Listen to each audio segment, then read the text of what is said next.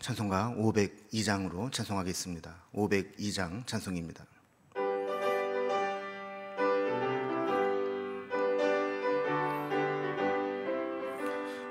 빛의 사자들이여 어서 가서 어둠을 물리치고 주의 진리 모르는 백성에게 복음의 빛 비춰라.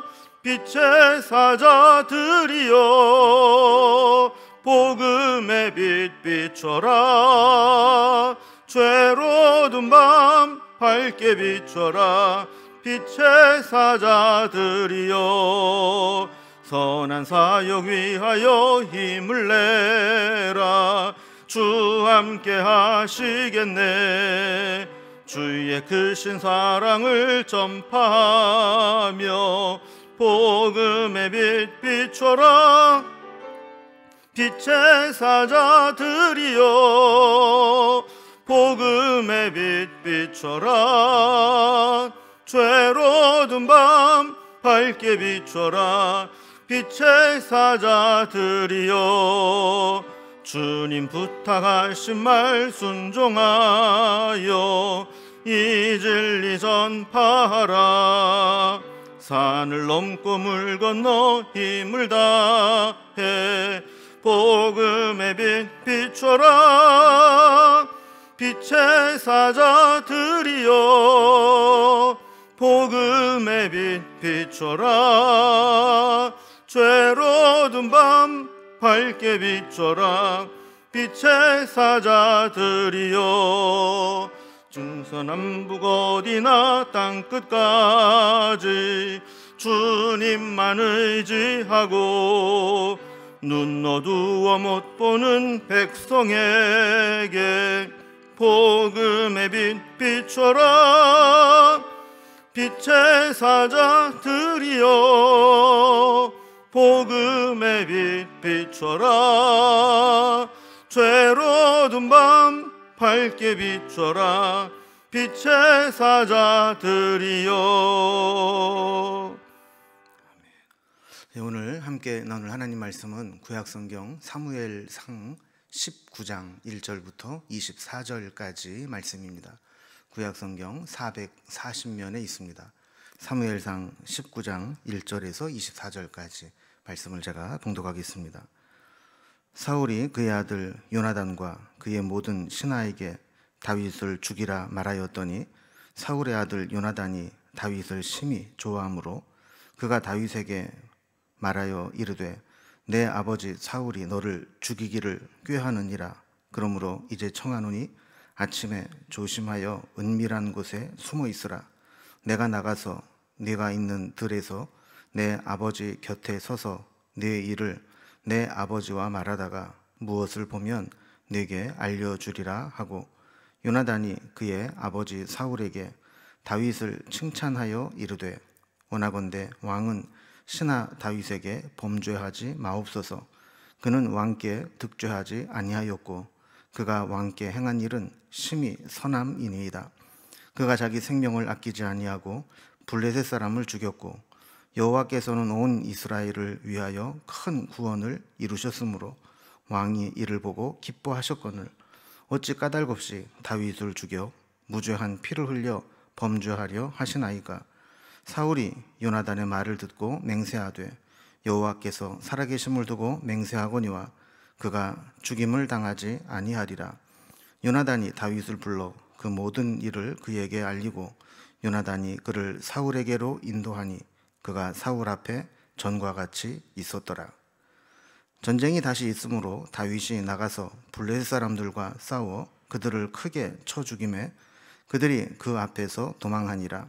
사울이 손에 단창을 가지고 그의 집에 앉았을 때 여호와께서 부리시는 악령이 사울에게 접하였으므로 다윗이 손으로 수금을 탈 때에 사울이 단창으로 다윗을 벽에 박으려 하였으나 그는 사울의 앞을 피하고 사울의 창은 벽에 박힌지라.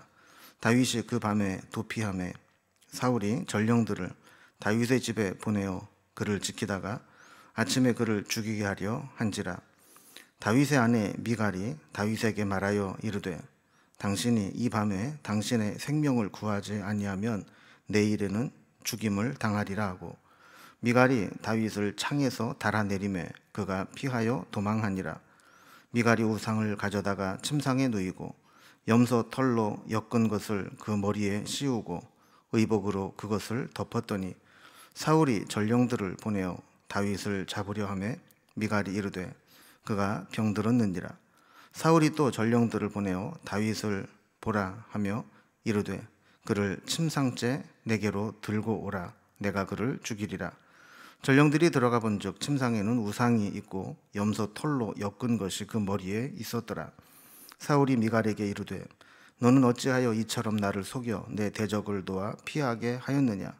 미갈이 사울에게 대답하되 그가 내게 이르기를 나를 도와 가게 하라. 어찌하여 나로 너를 죽이게 하겠느냐 하더이다 하니라. 다윗이 도피하여 라마에 가서 사무엘에게로 나아가서 사울이 자기에게 행한 일을 다 전하였고 다윗과 사무엘이 나요스로 가서 살았더라. 어떤 사람이 사울에게 전하여 이르되 다윗이 라마 나요스에 있더이다 하매 사울이 다윗을 잡으러 전령들을 보냈더니 그들이 선지자 무리가 예언하는 것과 사무엘이 그들의 수령으로 선 것을 볼 때 하나님의 영이 사울의 전령들에게 임하매 그들도 예언을 한지라. 어떤 사람이 그것을 사울에게 알림해 사울이 다른 전령들을 보냈더니 그들도 예언을 했으므로 사울이 세 번째 다른 전령들을 보냈더니 그들도 예언을 한지라. 이에 사울도 라마로 가서 새 구에 있는 큰 우물에 도착하여 물어 이르되 사무엘과 다윗이 어디 있느냐. 어떤 사람이 이르되 라마 나요스에 있나이다. 사울이 라마 나요스로 가니라. 하나님의 영이 그에게도 임하시니 그가 라마 나요스에 이르기까지 걸어가며 예언을 하였으며 그가 또 그의 옷을 벗고 사무엘 앞에서 예언을 하며 하루 밤낮을 벗은 몸으로 누웠더라. 그러므로 속담에 이르기를 사울도 선지자 중에 있느냐 하니라. 아멘. 오늘 본문을 보면 다윗은 점점 더 힘든 상황에 처하게 됩니다. 다윗이 점점 부각될수록 사울은 견디지 못하고 다윗을 죽이려고 꾀합니다. 지금까지는 다윗을 죽이려는 방법이 전쟁터에 내보내거나 아니면 딸과의 결혼을 빌미로 해서 전쟁에 공을 세우도록 유도하면서 전쟁터에 나가서 적들에게 간접적으로 죽임을 당하도록 꾀했다면 오늘 본문부터는 이제 공개적으로 다윗을 죽이려고 명령하고 또 직접 죽이려고 하는 사리를 드러내게 됩니다. 그러나 하나님께서는 다윗을 보호하시고 다윗을 도와서 생명을 보존하게 하십니다. 특별히 사울의 아들이었던 요나단, 그리고 사울의 딸이면서 다윗의 남편인 미갈, 그리고 사무엘의 도움으로 생명을 부지하게 됩니다. 무엇보다도 성령께서 역사하셔서 다윗을 죽이려고 보낸 이 전령들을 막으시고 또 사울을 막으시면서 다윗의 생명을 보존하시게 되죠. 사울의 다윗에 대한 살이에 대해서 하나님이 어떻게 다윗을 보호하고 계시는지 오늘 본문을 통해서 살펴보도록 하겠습니다. 오늘 본문을 좀 단락별로 구분을 해보면 먼저 1절에서 7절까지는 다윗을 죽이라고 하는 명령에 오히려 다윗을 도와주는 요나단의 모습이 나오게 됩니다. 두 번째로 다윗을 죽이려고 할 때 사울에게서 도피하는 그런 다윗의 모습이 나오게 됩니다. 그리고 세 번째는 미갈의 도움으로 생명을 부지하고 탈출을 하게 되는 다윗의 모습이 나옵니다. 그리고 마지막 18절부터는 이제 사무엘에게 피해 가서 도움을 받는 이 다윗의 모습이 나오게 됩니다. 이렇게 사울은 다윗을 죽이려고 했지만 하나님은 요나단을 통해서 그리고 미갈을 통해서 사무엘을 통해서 다윗을 보호하고 계시는 거죠. 이제 단락별로 한번 살펴보겠습니다. 먼저 첫 번째 단락으로 다윗을 죽이라고 명령하는 사울과 그 가운데서 다윗을 돕는 요나단의 모습을 보겠습니다. 그러니까 서론에서도 말씀을 나눈 것처럼 사울은 이제 간접적으로 다윗을 죽이는 것이 어렵다라고 판단을 하고 직접 손을 들어서 공개적으로 또 직접적으로 다윗을 죽이려고 명령을 내립니다. 1절에 보면 사울이 그의 아들 요나단과 그의 모든 신하에게 다윗을 죽이라 말하였더니 사울의 아들 요나단이 다윗을 심히 좋아함으로 그랬습니다. 자, 여기 보면 사울이 요나단과 신하 앞에서 다윗을 죽이라 이렇게 직접 명령을 내렸다는 겁니다. 자, 다윗은 사울의 사위이죠. 다윗이 죽으면 가장 상처를 입고 슬퍼할 사람은 사울의 딸 미갈입니다. 게다가 사울의 아들 요나단이 다윗을 끔찍한 우정으로 좋아합니다. 골리앗을 죽이고 또 국민적 영웅으로 떠오르는 다윗을 사울이 죽였다라는 사실이 알려지게 된다면 백성들로부터 사울 역시 비난과 배척을 면치 못할 겁니다. 또한 하나님께서 사울을 폐위시키시고 다른 일을 세울 것이라고 분명히 말씀하셨는데도 불구하고 하나님이 왕으로 세운 다윗을 죽이게 된다면 결국 하나님으로부터도 책망과 벌을 면치 못하게 될 겁니다. 자, 이런 이유로 인해서 사울은 절대로 다윗을 죽여서는 안 되는 그런 입장에 있는 거죠. 그러나 사울은 오직 자신의 왕권을 유지하는 데만 급급하고 자기 왕권을 유지하는 데 방해가 되는 것들이 있다면 철저하게 제거하려는 그런 시기심과 복수심만 남아 있었던 겁니다. 자, 2절 말씀을 보면 요나단이 다윗에게 아버지 사울이 다윗을 죽이려 한다라는 사실을 알립니다. 그러면서 일단 아침까지 은밀한 곳에 가서 숨어 있으라 이렇게 이야기를 전하죠. 그래서 3절에 보면 요나단이 아버지 사울과 함께 다윗이 숨어 있는 들판으로 나아가서 다윗에 대한 이야기를 하면서 다윗에 대한 사울의 뜻이 어떠한지를 알게 하겠다고 합니다. 그래서 4절에 보면 요나단이 사울에게 다윗에 대해서 아주 칭찬을 합니다. 그러면서 다윗을 죽임으로 범죄하지 말라고 설득을 합니다. 다윗에 대해서 하는 이야기가 이런 거죠. 다윗은 왕에게 죄를 지은 게 없습니다.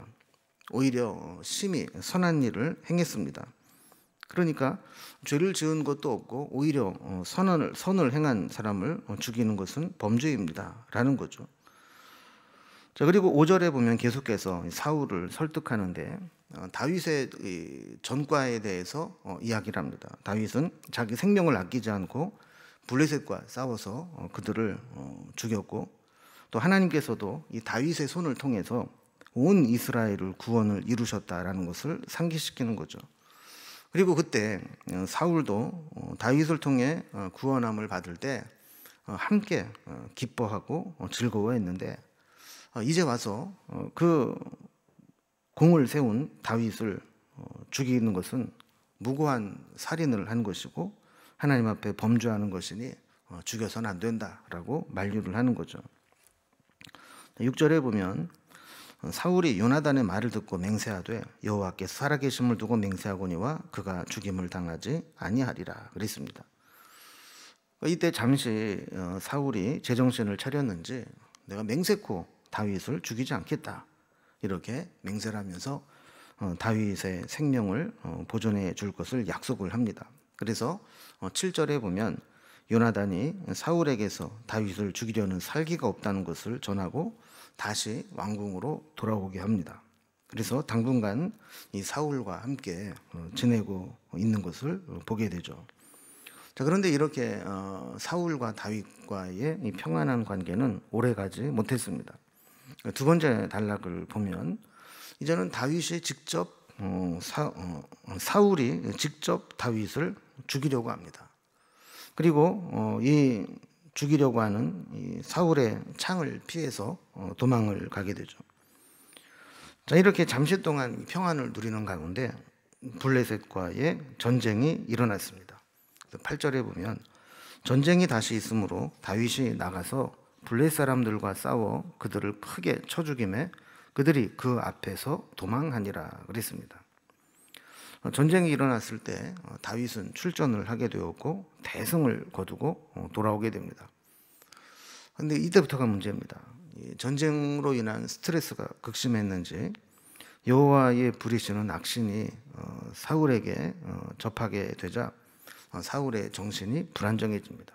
그래서 9절에 보면 이 사울이 얼마나 악신에게 시달렸는지 이제 다윗이 악신이 부리는 걸 보고 수금을 타는데도 이게 진정이 되지 않습니다. 그래서 10절에 보면 사울이 단창으로 다윗을 벽에 박으려 하였으나 그는 사울의 앞을 피하고 사울의 창은 벽에 박힌지라 다윗이 그 밤에 도피하매 그랬습니다. 그러니까 아무리 시기심이 발동을 해도 어떻게 제정신을 가진 사람이라면 자기 사위에게 창을 던져서 죽게 하도록 할 수가 있겠습니까? 그 사울은 완전히 이성을 잃고 이제 하나님께서 이 사울을 완전히 역사 속에서 내리기 위해서 이 사울이 망가져가는 것을 지켜보고 계시는 겁니다.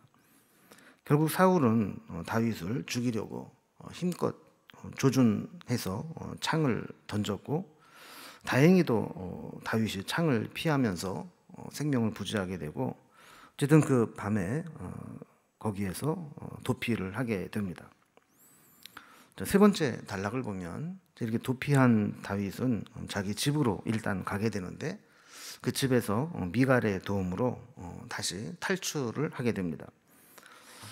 본문을 보면 사울에게서 도피한 다윗은 일단 자기 집으로 갑니다.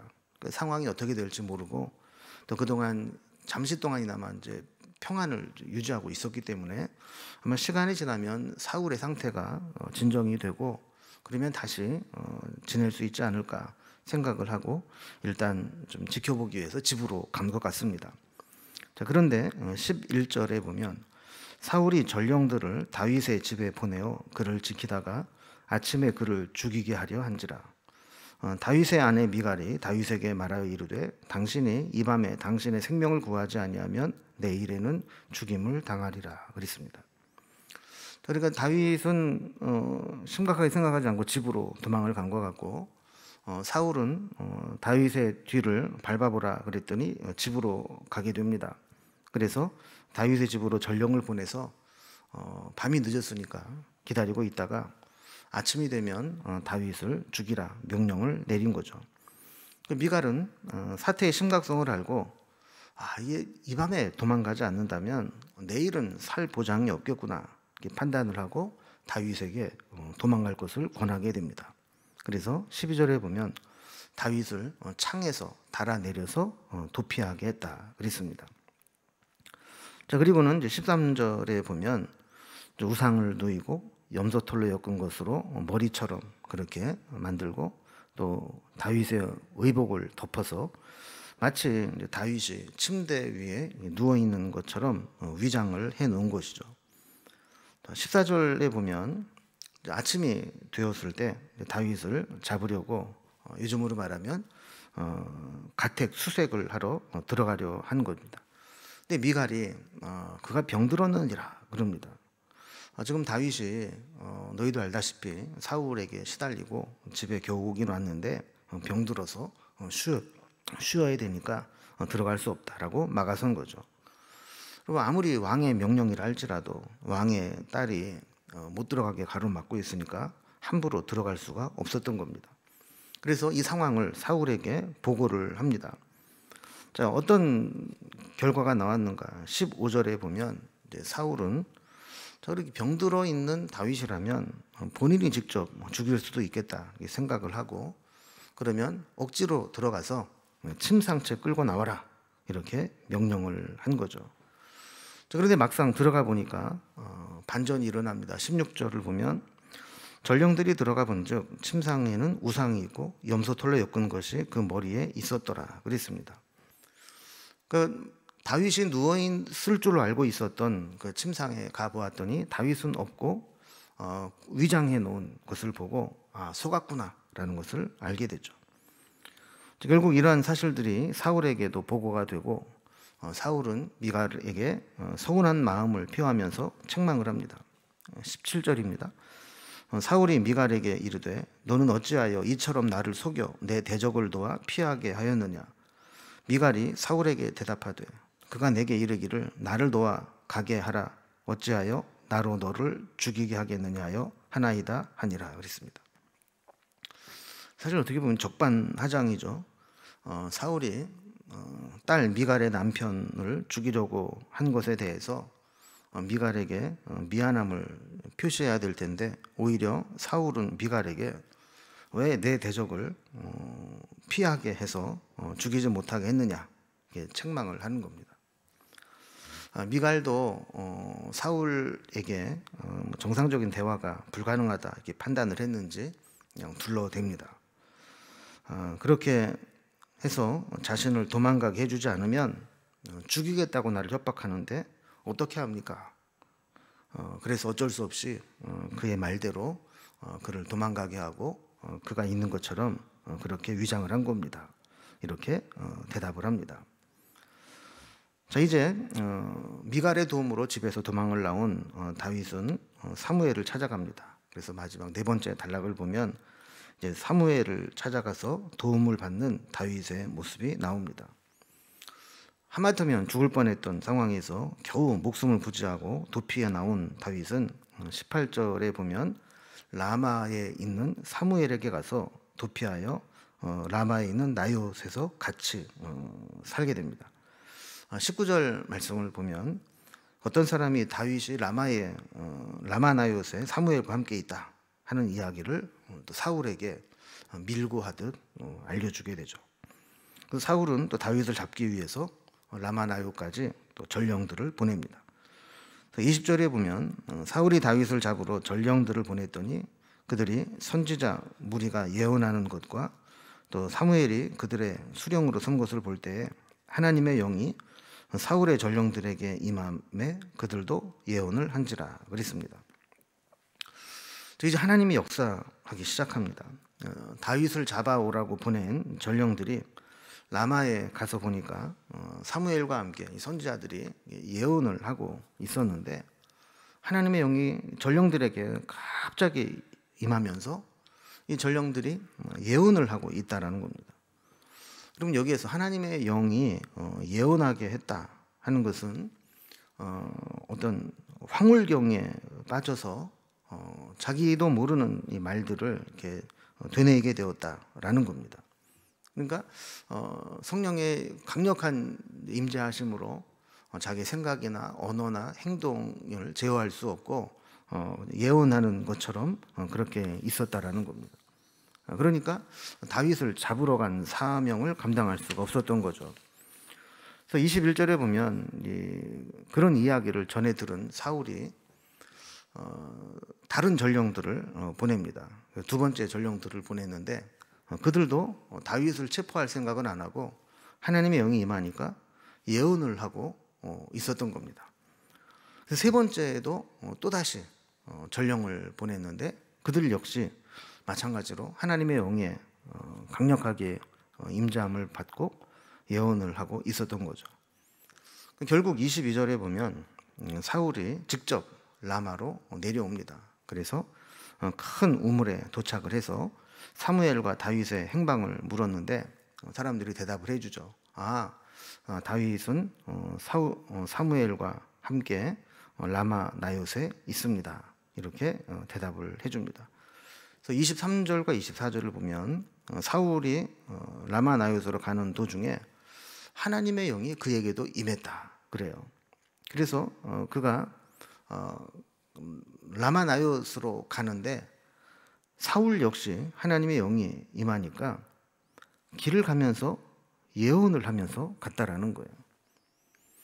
더 심각한 것은 24절에 사무엘의 앞에 가니까 이 강력하게 임하면서 이 사울이 옷을 벗고 예언을 하는데 벗은 몸으로 누웠다 그래요. 그 빨개 벗고 완전히 자기의 어떤 행동을 제어하지 못한 가운데서 한나절 하루 반을 그렇게 있었던 것이죠. 자, 이 소식이 이제 알려지게 되자 사람들의 속담처럼 이 이야기가 회자됩니다. 그래서 24절 뒤에 보면 그러므로 속담에 이르기를 사울도 선지자 중에 있느냐 하니라 그랬습니다. 여러분, 이거랑 똑같은 말씀이 10장에도 나옵니다. 처음 사울이 기름 부음을 받고 그에게도 하나님의 영이 강력하게 임할 때 예언을 하게 되었는데, 그때 사람들이 사울도 선지자 중에 있느냐 이런 이야기를 했는데, 그때는 사실 좋은 의미였죠. 좋은 의미로 선지자가 아닌 사람이 성령의 감동을 받아서 성령의 이끌림 받았다, 이런 이야기고, 이제 이번에는 나쁜 의미죠. 옷을 벗고 한나절 그리고 그 다음 날까지 이렇게 예언을 하는데 사울도 선지자 중에 있느냐 그러면서 조롱하듯 이야기를 하는 겁니다.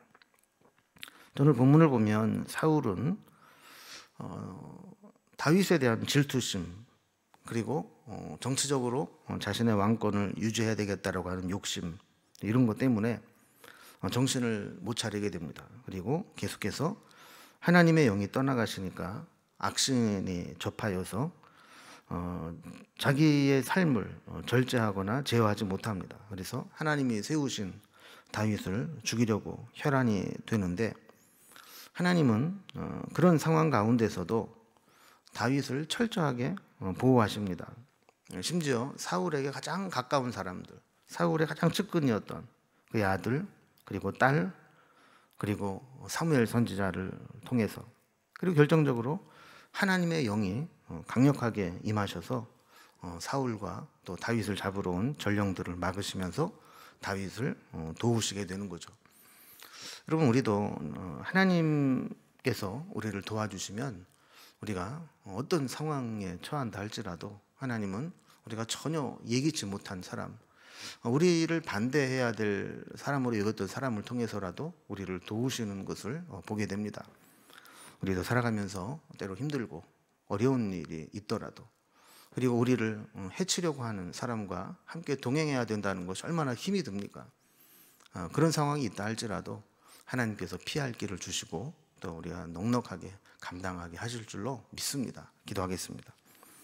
하나님 아버지, 사울은 하나님의 영이 떠나면서 하나님이 기뻐하지 않은 일들을 하고 오직 자기의 왕위를 지키기 위해서 온갖 잘못된 삶들을 살아가지만, 하나님은 다윗을 그로부터 철저하게 지키시고 여러 사람들을 통해서 다윗을 보존하시는 것을 보게 됩니다.